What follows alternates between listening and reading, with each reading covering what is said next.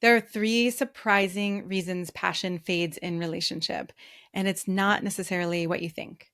I'm going to talk today about what happens, what men tend to do, what women tend to do, and how we don't have to live like this anymore.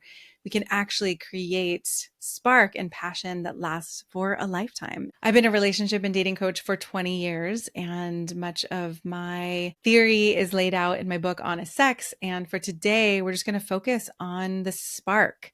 It's such an important part of a relationship, and it often fades, and many people think it's inevitable, but it's not. There are ways that you can cultivate it together, and you can actually have lifelong passion and spark. There are a couple things that men do that tend to have spark fade. One of them is that men don't tend to learn attunement. Attunement is when you can actually feel into another person. So you sense and you feel their pleasure, you feel their pain, you feel what's happening, and you're paying such close attention that you know when it's time to shift or change. As a woman, what I know is 1 centimeter different when someone's touching me can be the difference between ecstatic pleasure and horrible pain. And when you are attuning to a woman's body, you no longer have to guess. And if you don't attune, here's the thing that happens. Over time, women start to realize this experience is not going to be pleasurable for me. I'm not going to get what I want. I'm not going to be able to open. And so they just start to shut down more and more. And then there's more of a wall between you two. Now, on the other side, I can say that women often hold back what's really going on for them. We've been trained to not say, this hurts, this doesn't feel good. I'm not having this wild pleasure that I really want to be having. So if we as women don't speak up and say, can you actually touch me a little bit lighter or a little bit differently? Or, you've been touching that spot for 30 seconds and it's actually starting to feel irritating. If we don't say that, if we don't bring that to our partners, then they're left wondering and guessing, especially if they haven't learned to attune to us. So this is a dance. There's always something that's happening on both sides. It's never one person's fault. And it's actually much better if we don't make somebody right and somebody wrong, if we're in this as a team and we're doing this together. So men can start to attune, and actually women can do this too. And women can start to speak up, and men can do that too. And then we start to actually know each other. We know each other's pleasure. We know each other's sore spots. We know how to do this dance. And then you bring in things like aging and perimenopause. And the only way that we can get through these, and I have another video on this, but the only way we can get through those is when we're actually connecting, speaking up, checking in, and attuning with each other.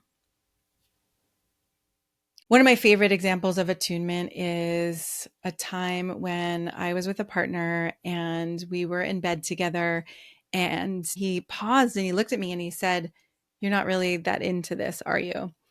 And I paused and I took a moment. Instead of just saying, no, no, no, everything's fine, I'm good, and just lying, I actually checked in and I realized that I had been to a funeral earlier in the day and I was feeling this deep grief.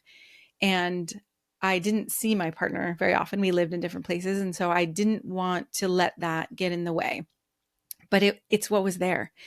And because he attuned to that and he then held some space for me to cry and feel this grief, we ended up making love in a way that was so beautiful and so connected and so loving. And we never would have gotten there if he hadn't attuned to me in that moment, or if I hadn't spoken up about it. So speaking up in the moment and checking in to see, are you actually with me? Are you not with me? What's going on for you? Where did I lose you? How can we come back together without taking it personally? We've got another video on taking it personally, is such a powerful way to keep the spark alive, because otherwise we build up these resentments. We build up these stories about each other, like, he doesn't know me, she doesn't know me, she doesn't care, I'm not going to get my needs met, so why even bother? Another thing women do, but I think we all do, is that we are shamed into not having this freedom and exploration of our own bodies and our own pleasure. So, especially women I've seen tend to shut down or feel like there's this tightrope we have to walk between I shouldn't be a prude and I shouldn't be a slut and I shouldn't be too loud, but I shouldn't be too quiet. So often the shame keeps us from exploring and knowing what we want. If we go back to being able to speak up for ourselves, the only way we can speak up is if we actually know I like it like this, or I don't like it like that, or here's what's happening for me in this moment, not how I'm supposed to feel. So when we allow ourselves to explore and get to know our bodies, we can bring that to a partner and say, this is what I really like. This is what works for me. I'm open that there may be surprises, but we can also lean back on what we know already so that we're not just guessing. And then the counterpoint, here's a bonus one. I will say that men often don't feel comfortable asking a woman, do you like this? Is this good? What do you want more of? What do you want less of? And again, these don't have to be gendered, but this is often what shows up in sessions with my clients. And when men don't feel like they can ask, they should already know, this story that they would be weak or they wouldn't be as manly if they ask a woman what she wants and what she likes. Then they start to guess and try to figure this out. And what often happens is they go to do or try to make a woman feel pleasure and they disconnect from their own bodies and their own pleasure because they're in that mode of doing, doing, doing. And so then you've got somebody not speaking up on one side, somebody trying to make something happen on the other side. And it's all a recipe for resentment and frustration that gets built up unless we're talking about this. And I make a whole other video on talking about sex in a way that doesn't kill our sex lives.